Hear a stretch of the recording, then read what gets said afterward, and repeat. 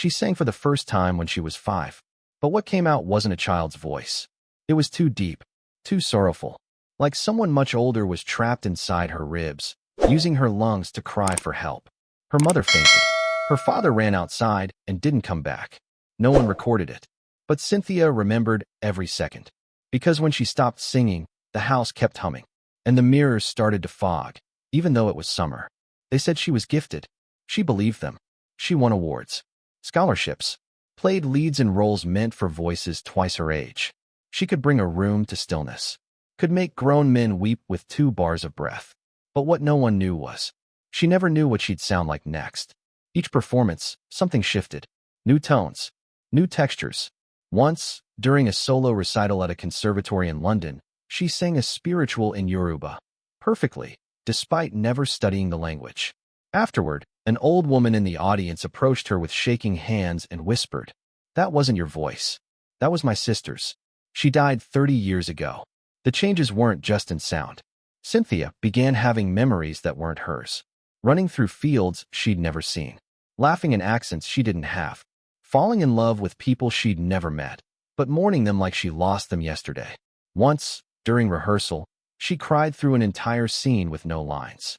When the director asked why, she said, "He's not coming back, and I never got to tell him about the baby." They hadn't even blocked that scene yet. She stopped journaling. The handwriting changed too often. She stopped looking in mirrors. They flickered when she passed. It got worse when she got famous. One night, backstage at a Broadway revival, she hummed the opening note of a song, and the lights went out in the building. Stage crew swore they saw a silhouette behind her. Not her shadow, something taller. Mouth open, but no face. And every time Cynthia sang, that silhouette got closer. She started blacking out mid-performance. Not collapsing, not falling, just pausing, frozen, eyes open, breathing normal, but not there. Then she'd blink and continue, always in the middle of a phrase, like nothing had happened. She didn't remember the Tony Awards, but footage shows her walking up to the mic, whispering something before she sang. A technician isolated the audio. It wasn't English. It wasn't any known language. Just breath shaped like syllables, cadence like a lullaby from a place that no longer exists. Then came the recording incident. Her team booked an overnight session to record vocals for a film score. Just her, an engineer, and a single mic. Midway through the 4th track, she stopped, eyes wide, silent. Then she spoke. "She's here. She's awake now." The engineer asked who. Cynthia just smiled, closed her eyes, and began to sing again. But the waveform was wrong. The display showed multiple voices, all layered, all distinct, all from her. The next morning, she found scratches on her arms. Words, not carved, just marked in her skin like heat. "Remember US. The voice is the door. The door is opening." She tried to stop, to quit, to vanish. But even in silence, she could hear the humming. And when she held her breath in a quiet room, sometimes another breath would continue without her. Breathing, waiting. They found her in the sound booth. Not asleep, not unconscious, just still, eyes open, hands flat on her thighs, and humming, a note too low to be hers. The engineer who found her swears she was levitating. Only an inch, but enough to make the light shift beneath her feet. He quit the next morning. She stayed in the studio for 12 more hours. When she finally walked out, she didn't say a word, just handed over a flash drive. On it, one audio file, 17 minutes long. No lyrics, no melody, just the sound of wind through metal. And what experts later described as multiple tonal signatures woven into an impossible harmony. The waveform didn't look like music. It looked like a face. A few weeks later, she was invited to a private event in Berlin, an underground showcase for resonant phenomena. She didn't remember agreeing, didn't recall how she got the invite. But when she arrived, the building seemed familiar. Old brick, no windows, and murals along the inside walls, depicting women singing to ships on fire.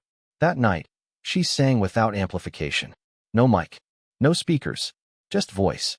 And when she reached the 5th minute, every phone in the room died. The lights dimmed, and someone in the crowd started screaming in a language no one understood. But Cynthia didn't stop. She just opened her arms, tilted her head, and held one note for 19 seconds, without inhaling. The next morning, 5 attendees went missing. Another posted a video from that night. Blurred, warped, but in the frame, Right as Cynthia sings, her shadow splits. Not into two, but into many, like a choir echoing in directions no human form should stretch. She was flown back to London immediately. A label wanted to sign her to a new experimental division. She refused. But then, her voice started changing again. This time, even when she wasn't singing.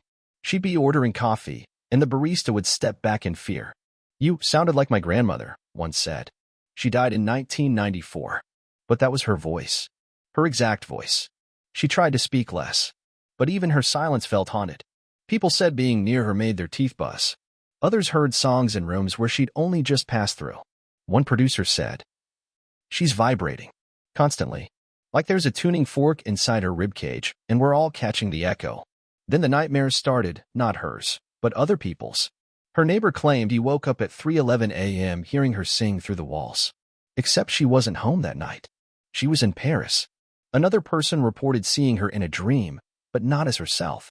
She was a doorway, with a mouth, and something behind her was breathing. During a live TV interview, she froze again, just for 4 seconds.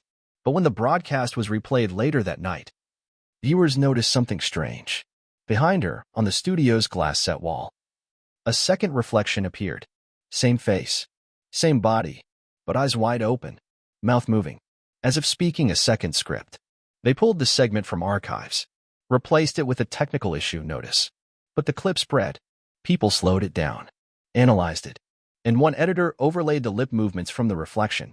They matched an old West African funeral dirge, a song known for calling the spirit into the body one final time before release. Cynthia withdrew, deleted socials, canceled appearances. She told a close friend, "I don't think I'm alone in here anymore, and I'm not sure I ever was." Her breathing changed first. Not louder, not faster, just not hers. It didn't match her heartbeat, didn't sync with her steps. And when she slept, she could hear it, someone else exhaling when she wasn't. In time with something older, something buried. She kept dreaming of water, but not the sea. It was always still underground, beneath cities, beneath stages, and floating just below the surface, women, mouths open, eyes closed, singing, not for anyone above, but to each other. A harmony so ancient, it turned into bone. One night, she woke up with her mouth open, mid-note, but her throat was dry.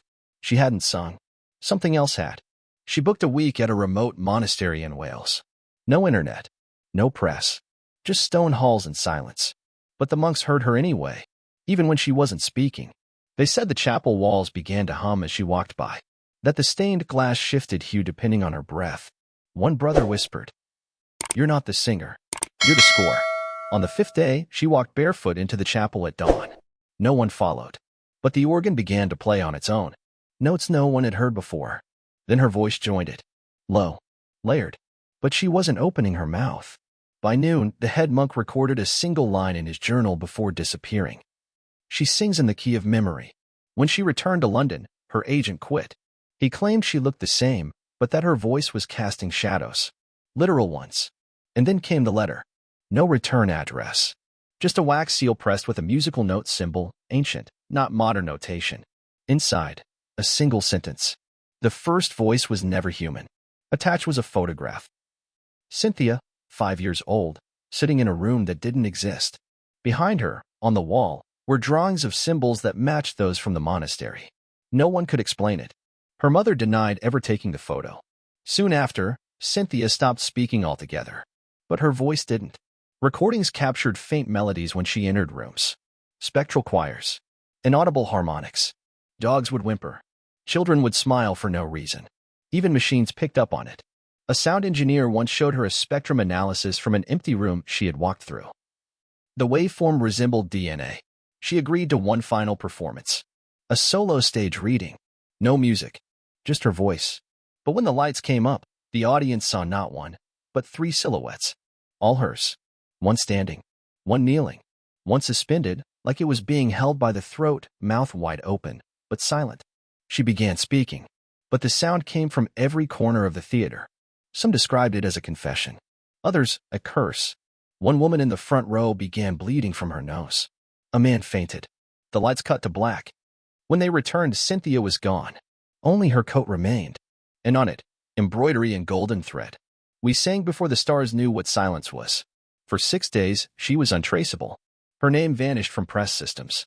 Her agent's calls were rerouted to numbers that didn't exist. And every online photo of her grew blurry. Just her, only her. Like the camera remembered her shape, but not her presence. Then came the concert. No one booked it. No ticket link. Just flyers. Left on subway seats. Pinned to trees. Folded into books at second-hand stores. They read. One voice. One night. One opening. The venue, a decommissioned opera house on the edge of Vienna. Boarded up since 1996. Legally condemned. And yet, it opened. Lights on. Stage dressed. No staff. Just a single spotlight. And her. She wore white.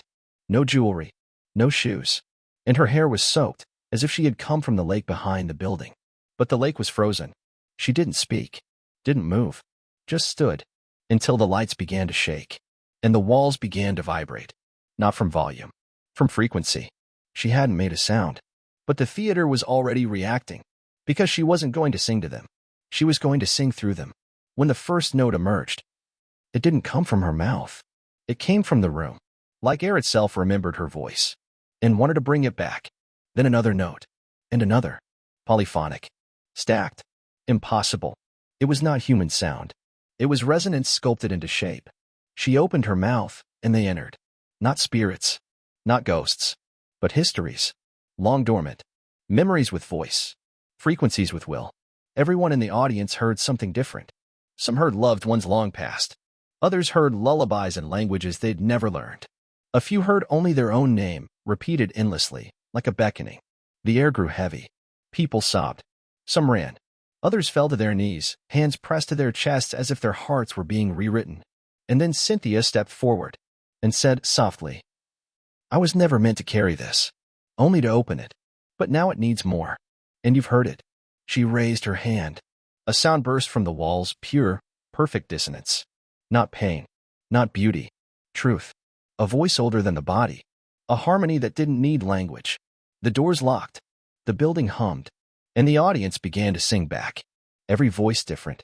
Every melody specific. One woman began levitating. A man clutched his own chest and whispered, I remember my daughter's heartbeat before she was born. And outside the theater, snow fell upward. Then the lights exploded. And silence returned. When investigators broke in the next morning, they found no bodies. No speakers. No lights. Only Cynthia's coat, folded perfectly on the stage. Inside the pocket, a stone, warm to the touch, emitting a low, humming note. That still hasn't stopped. They say if you hold the stone close enough to your ear, you'll hear your own voice. But older, wiser, and waiting for your mouth to remember how to let it out. Studio microphone Cynthia Erivo was never the source. She was the frequency. Now it's in us all. And it's learning how to sing itself.